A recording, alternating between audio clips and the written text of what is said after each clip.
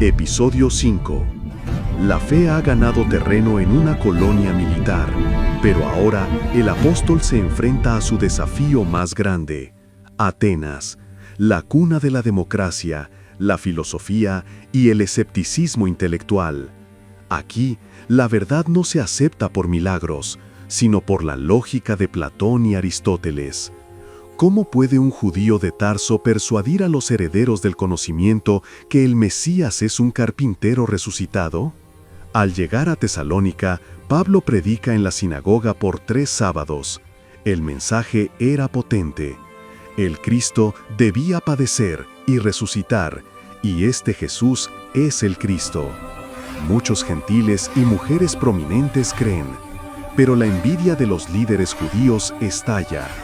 Incitan una turba, formando una multitud alborotadora que asalta la casa de Jasón, donde Pablo se hospedaba. Pablo y Silas son enviados de noche a Berea. Aquí, los judíos locales demuestran una nobleza intelectual inusual.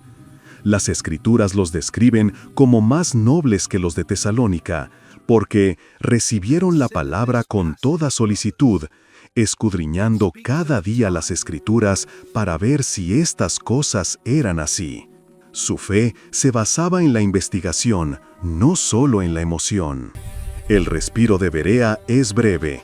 Los judíos de Tesalónica se enteran de que Pablo está predicando la palabra en Berea e inmediatamente viajan para agitar a las multitudes allí. La amenaza de muerte vuelve a cernirse sobre Pablo. Es un recordatorio constante de que su ministerio está inextricablemente ligado al peligro.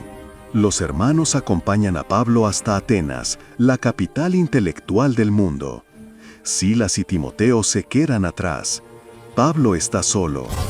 Mientras espera su llegada, su espíritu se irrita profundamente al ver que la ciudad estaba entregada a la idolatría.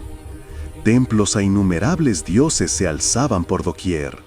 Pablo no se queda quieto, debatiendo a diario en la sinagoga con los judíos y en el ágora, el mercado público, con quien quisiera escucharlo. Se enfrenta a 2 de las escuelas filosóficas más influyentes: los epicúreos, que valoraban el placer y el azar, y los estoicos, que valoraban el destino y la indiferencia. Los atenienses, que vivían para debatir la última idea, lo llaman sembrador de palabras, en griego, espermólogos, un término despectivo para un charlatán que recoge semillas de conocimiento al azar. Se burlan y lo invitan a hablar en el Areópago, el más alto concilio judicial y filosófico de Atenas. Pablo inicia su discurso con una genialidad retórica, demostrando su conocimiento de la cultura griega. Les dice: varones atenienses, en todo observo que sois muy religiosos. Como evidencia, señala un altar que había visto con la inscripción: al Dios no conocido. Pablo anuncia que este Dios, a quien ellos adoran sin saber, es a quien él viene a declarar. Pablo continúa su argumento con una lógica impecable. El Dios que creó el mundo no puede vivir en templos hechos por manos humanas. Luego cita a sus propios poetas griegos, Epiménides y Arato, porque linaje suyo somos. Él usa la propia filosofía ateniense para desmantelar la base de la idolatría. Es un puente brillante entre la fe judía y el pensamiento griego. El discurso es fluido y lógico hasta el clímax. Pablo llama a todos al arrepentimiento y declara que Dios ha dado prueba de su mensaje al haber levantado a Jesús de entre los muertos. Aquí, la tolerancia ateniense termina. Al oír la palabra resurrección, los epicúreos se burlan abiertamente, y otros dicen: te oiremos acerca de esto otra vez. Atenas es su misión menos fructífera. Los resultados son modestos. Solo unos pocos se juntan con él y creen, entre ellos Dionisio el Areopagita, un miembro del Alto Concilio, y una mujer llamada Dámaris. Pablo, frustrado por el ambiente intelectual soberbio, se prepara para el bullicio pragmático de Corinto. Pablo viaja 100 kilómetros al sur, a Corinto, Una ciudad próspera, pero notoriamente inmoral, con 2 puertos y un templo a Afrodita que empleaba 1000 prostitutas sagradas. Es un cambio radical de escenario, de la capital del pensamiento a la capital de la carne. Aquí, Pablo se une a una pareja judía que se convertirá en su apoyo más importante, Aquila y Priscila. Habían sido forzados a salir de Roma cuando el emperador Claudio decretó que todos los judíos debían abandonar la capital alrededor del año 49 después de Cristo.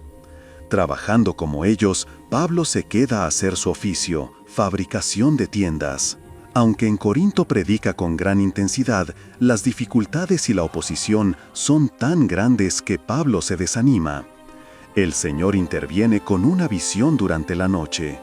No temas, sino habla y no calles, porque yo estoy contigo, y ninguno pondrá sobre ti la mano para hacerte mal, porque yo tengo mucho pueblo en esta ciudad.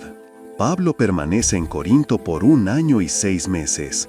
Al final de este tiempo, los judíos lo acusan ante el procónsul romano, Galión, hermano del filósofo Séneca. Galión, con desprecio imperial, rechaza el caso, declarándolo una disputa interna judía, no una violación de la ley romana. Pablo se embarca finalmente de Corinto hacia Éfeso, donde deja a Aquila y Priscila. Luego navega a Cesarea, visita Jerusalén brevemente, la 4ª visita registrada, y regresa a su base en Antioquía. El segundo viaje ha establecido iglesias cruciales en Europa, pero el trabajo no ha terminado. Ha plantado, pero ahora debe regresar a regar y defender su obra de la amenaza de la falsa doctrina que se cierne sobre la Galacia recién evangelizada. Pablo solo ha estado en casa por un breve tiempo, pero la semilla de la controversia doctrinal ha brotado en Galacia, amenazando con desmantelar su mensaje de gracia. Los judaizantes han regresado, insistiendo en la ley. Para combatirlos, Pablo está a punto de escribir una carta ardiente, una carta magna de la libertad cristiana. ¿Será su pluma tan poderosa como su predicación para salvar a las iglesias de la perdición legalista?